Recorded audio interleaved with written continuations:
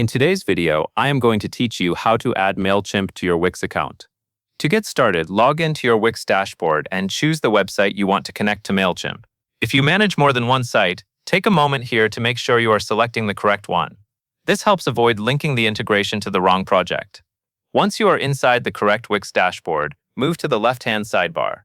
Hover over Apps and then click on App Market.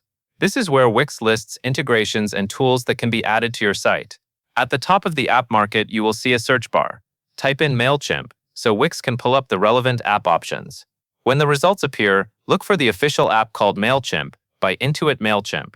It is important to choose the official listing so the connection works properly and you are using the correct integration.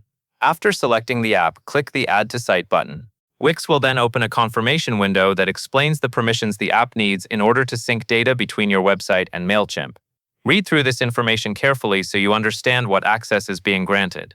When you are ready to move forward, click Agree and Add.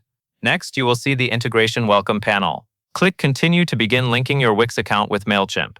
This is the part where the two platforms are connected, so they can work together for things like contact syncing and marketing automation. If you are prompted, sign into your Mailchimp account to complete the setup. Follow the on-screen instructions and approve the connection if needed.